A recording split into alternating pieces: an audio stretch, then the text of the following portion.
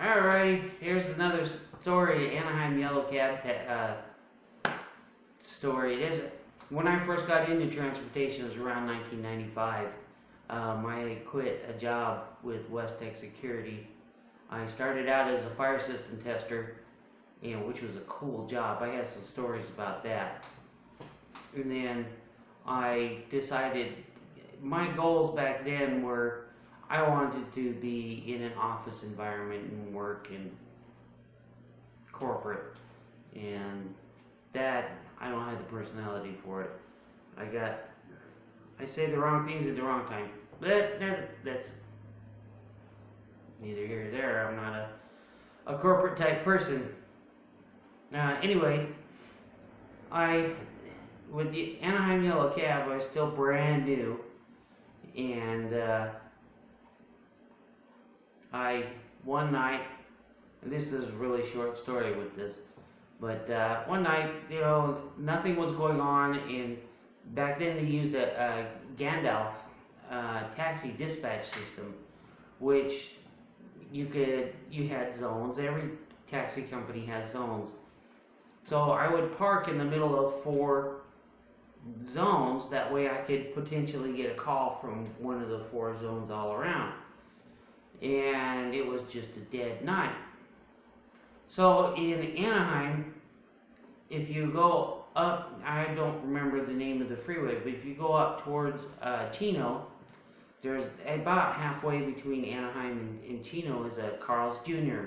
just off the freeway there. And I pulled off there to do a loop, and there's a homeless guy. Well, he looked homeless. Everything was perpetually gray, dirty, and most of the time people would just not pick up a flag drop like that. But he flag dropped me, and he said he wanted to go downtown from the Carl's Jr. to down by the Masonic Hall down in Anaheim. I'm like, okay, cool. So he gets in the back of the car and we kind of chit chat, and of course I talk too much. So we get down to the Masonic Hall, and I pull over, and it's kind of in a bad spot, so I'm in a hurry to drop him off. Not bad spot culturally, it's a bad spot to park because it might get hit by another car. That's the bad spot.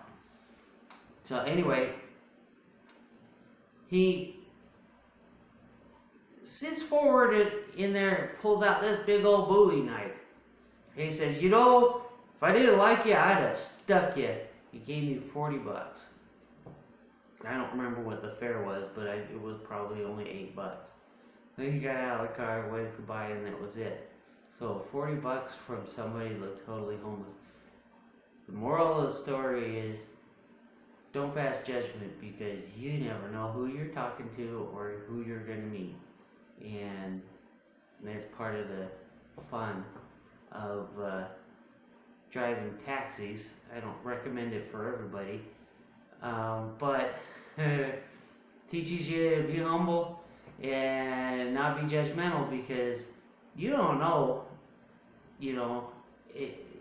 on this earth, you don't know who you're going to meet.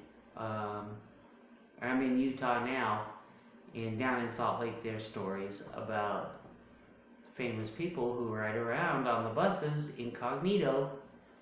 You wouldn't recognize them unless you talk to them or something like that. But culturally, Utahns have a respect for perceived authority.